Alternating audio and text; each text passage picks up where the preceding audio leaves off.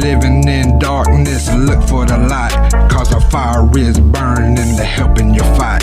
It's the fire keepers, the fire keepers, fire keepers, fire keepers, fire keepers. Recovery, Bumper BG, talk recovery. Fire keepers, fire. Welcome to Firekeeper Recovery. I'm Brant, and today I'm joined by Willie Arch, and we'll get into the questions in just a minute. Let's do a quick check-in. I've had a good week. Nothing major changed, and just hanging in there. Just keep doing the same things because that's been a positive. So just keep doing them. How about you? You've had a good week? I've been busy getting ready for audit week at work, trying to keep everything clean and straightened up. Yeah. Heck yeah. So just being at work keeps you on a good routine. All right. Well, I thank you for joining us, and we'll go ahead and start asking the questions. What were the events that led to you getting into recovery? Before I tried a few times to quit, and it was getting in the way of my family time and being with my family. I was choosing that over them. And just one day I had enough. I went, checked myself in at the hospital, told them I was wanting help, I was wanting to go detox. And then I ended up spending like the weekend up there, getting out, and after that I ain't been back. Heck yeah. So, did you go cold turkey, or did you have to do like Suboxone? No, I done the Suboxone. I done it for like a month or so, and then after that, like when I ran out, I noticed the withdrawals were the same thing, just coming off the like, pills and all that. So that's when I just gave up on that. All right. Yeah, I understand that. What are some of the things that helped you in your early recovery? Having some friends around. As soon as I actually quit and started straightening up and sobering up, like I lost a lot of friends. I mean, I had to give them up too, because I know being around certain ones, they'll bring everything back and just put you back in that old spot. Yeah. So you had a good support system. Well, you had to build it, I guess. Yeah, like I didn't even know the three that helped me. It was like Rob Martins, John Cam, and Joe Ward. All right. So yeah, that's a good group. What are some of the motivations that you had to get clean? Trying to find a job, like a good paying job. Me, I was just bouncing place to place, working. Like I worked as maintenance, just being cooks in restaurants, everything like that. But most of them was just like seasonal. Yeah. And I was just looking for something permanent. Yeah, all right. So a lot of your motivation has been to better your life for yourself and your family, it sounds like. Yeah. Yeah, and a big turning point was realizing that you've been neglecting that. Yeah. All right. Yeah, man, that's a good thing to realize. I mean, it didn't take a big event to make you want to quit. That's what it takes for a lot of it. It was something bad to happen. It was just, you needed a change. Yeah, like it was just getting in the way of my relationship, and it was just getting real bad. Like I was just getting aggravated with every little thing. Yeah. So I was just, I guess, getting high to get away from the stress and the reality of everything. Yeah, it was like, that's what it becomes in your addiction, that the usage is just a vacation. It's not even getting high anymore. It's just for that hour you may get high. That's all it really becomes in the end. How important has community and or your family been in your recovery? They've been supportive. I mean, even my wife and my wife's family, they've been there for me. They've been helping us out a lot when we're struggling with stuff. I've been, even if I have to, I'll go do side jobs to make a little extra money for us. Heck yeah. What has recovery helped you be more grateful for?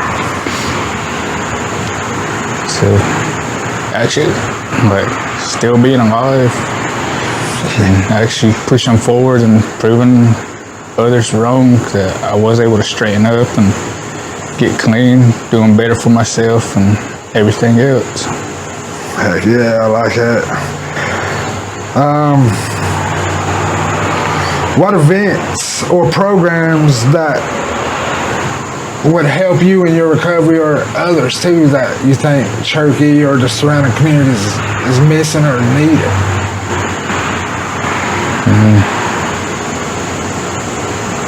I think like more meetings, I guess I would say.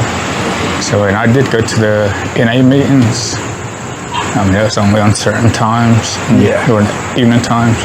And now I got class and everything. So usually I'll go to work, get off Tuesdays and Thursdays. I'll go to the Fire Academy over Haywood.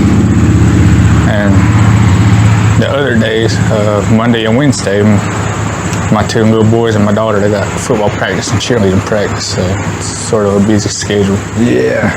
So finding them.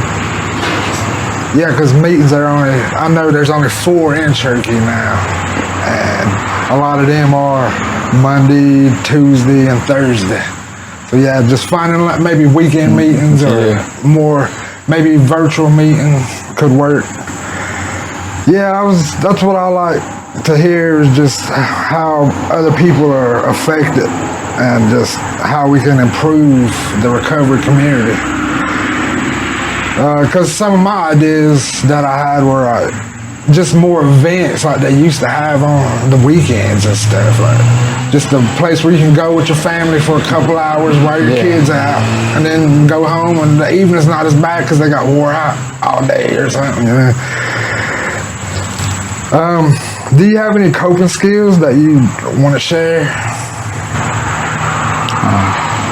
I mean, there's still sometimes like I will have a craving or so, and usually I just try to spend time by myself, but if my kids are with me, just go and try to do something with them. I mean, there's times now, like if I have a dream, like I'm getting high or whatever, like before I take that as a sign, like, oh yeah, I'm gonna wake up, it's a sign like, yeah, I'm gonna get high today.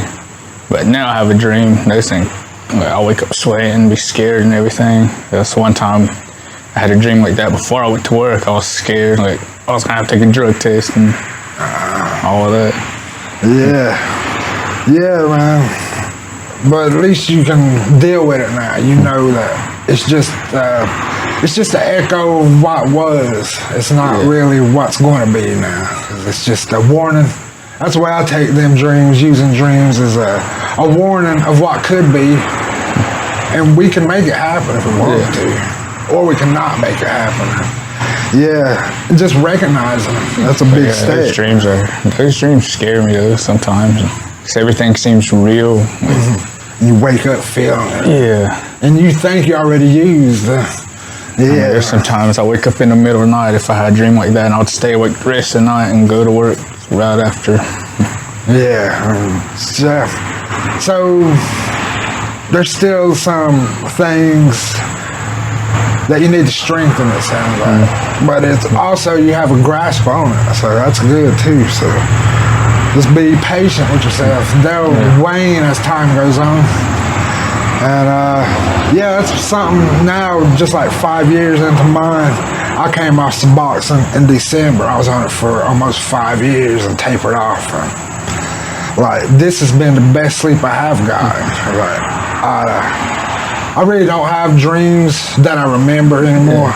So it's like I sleep through the night and I wake up refreshed, and it's just weird. That's taking some time to get used to. So yeah, just patience. So that's always a big key in recovery. Do you have any other advice that maybe somebody who's in their addiction still thinking about getting out, or maybe not even thinking about it? Say don't give up. Just keep pushing. I mean, it took me years to actually give up and get clean. Like, there was times I'll get clean for like 6 months. Then right after that, I would go back, start hanging out with the same old people again, then go back to it. Then a couple more months go by, I'll get clean again, maybe 4 or 5 months. Then after another group of old friends come in, and I'll take off with them. And it'll just cycle over and over again. But once I push myself away from like all those people and certain groups, like everything started getting easier, and finding people that's willing to help you and support you, that helps a lot. Like they'll sit down, listen to you, or you can just go out and do activities. All right, yeah, so that'd be something we probably need more of as well, like more just activities like that. What, maybe like bowling? Yeah, that's what it started off when John Cam, he's the one that first started talking to me. Then after that, then Rob, he started talking to me after that, and Joe. Then after that, we all got together and we went bowling. Like I never bowled before, so they all whooped my ass. And yeah, but heck, that's what you realize though. You think you lost a lot of friends or acquaintances, using buddies, but you start getting clean, you realize there are friends that you probably had earlier, you just lost touch and it's addiction. They went one way and then they got clean, and now when we're getting clean, you're like, oh man, there's people I know here.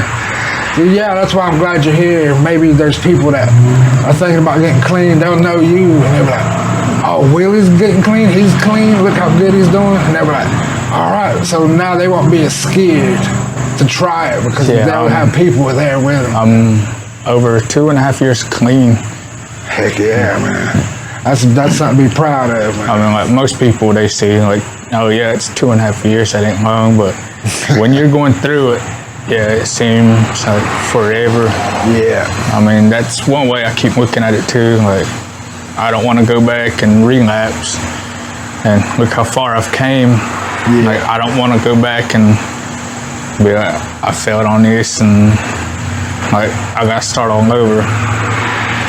Like, it takes a lot of work and patience to get through like your cravings, and when it's like you want it and needing it, but it's like you gotta keep busy and stay focused on what you want to do. Yeah, because they say it'll pass after what, 90 seconds or something like that. If you can fight it for 90 seconds, you can make it. Sometimes it lasts a little longer. Some might last all day. You're like, I'm fighting it all day.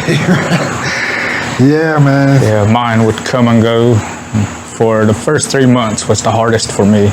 Yeah. But as soon as I got about the 5th or 6th month, and it started getting easier. Yeah, it's just why patience, I say, for people in early recovery. When you think you're giving up, man, perhaps coming next month, December, you're like, man, if I can make it to that day, well, just think if you can make it to then, you can probably make it another day and then another day. So I mean, if you just got to retrain your mind and retrain your perspective. Yeah, that was one of the main days that I would relapse. I knew people to go get it from. I knew where to go get it. Yeah. And I knew I would have money right there. Yeah. Because that balancing act when you got a family in recovery. I got to take care of my family, but then I got to save enough for my drugs too. Because if I don't have that drug, I'm not going to be any good to the family anyway. Because I'm going to be an asshole. I'm not going to be able to function. I'm going to be sick. So yeah, that's why addiction is hard. It's a balancing act. And why so many people are in addiction is because it works a lot of the times. It does make us not feel what we're wanting to feel. We are escaping from that trauma or that bad day. We're like, all right, if I can just get drunk or take this pill and I can go sleep, tomorrow it won't be like as bad anyway. So yeah. But sometimes when you escape from reality, you sober up, so everything it'll hit you twice as hard. Yeah. So it'll be better to face it sooner than later. There you go. Yeah, see, I'm glad you said that, because I could be all praising, oh, just have a drink, you'll be all right tomorrow. It's still there tomorrow, too. Yeah. Heck yeah, man. You already thanked some people that have helped you, but is there any more people you want to shout out, or just like, I don't know, more things you're grateful for? Like me, I always holler at my parents and my brothers and stuff like that, because they're always there supporting me. Without them, I wouldn't be here. So. Yeah, probably say my mom, like she was there for me, especially my wife. We only been married for a little over a year now, but we've been together for about 13 years. She stuck by me through my addiction. And she kept trying to help me and everything. Like, she knew what I was doing. I mean, then one day she confronted me about it. I got mad and left. But, I don't know, it just felt like I was giving up on him, which I didn't want to. And it took me to actually lose her and my kids before, for like maybe a couple weeks or so. So that was kind of her showing you that tough love. Nothing else was working. So I'm gonna have to remove myself. I have to show them I'm serious. Yeah, man. Man, that love though, it's a tough thing. It can drive you to using, but then that's probably what pulls you out too, that love. Yeah, so shout out all the women and men that stick by them people in recovery and their addiction. So yeah, shout out to all y'all, man. Staying strong. How about you, got anything else you want to share or that we hadn't covered? I know there's some bad days and dark days when you feel like using, just trying to find something else to do instead of going out getting high or getting drunk. I mean, there's other things to do. For me, I used to, like, when I was in addiction, first thing I'd do is go get a pill, go get high. Now, if I'm having a bad day, I'll like go listen to music, go walking. Yeah. Just go do something else, go riding through the woods, go fishing. Like, I like being outdoors. So, it's just whatever helps ease your mind. Like, just go sit by the river, just listen to the water flow. It calms down a lot. Yeah, a lot of that is just relearning things that we used to like. And we just, the drugs and alcohol or whatever just took over our lives, that none of that mattered anymore. So yeah. That comfort in what was once comforting. So yeah, man, Willie, thank you for being here, man. Thank you for having me. Yeah, we got a lot of good information. I hope it helps some people out there. And yeah, that's about all we have for today. So for Firekeeper Recovery, I'm Brant Grant. I'm Willie Arch. And as always, we'll leave the light on for you.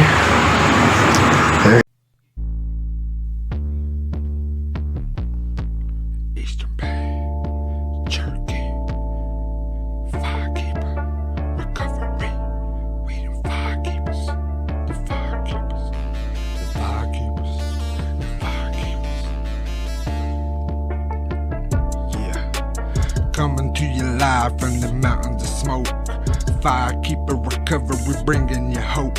If you're living in darkness, look for the light, cause our fire is burning and they're helping you fight. It's the firekeepers, the firekeepers, firekeepers, firekeepers, firekeepers. Recovery, bumping BG, talk recovery.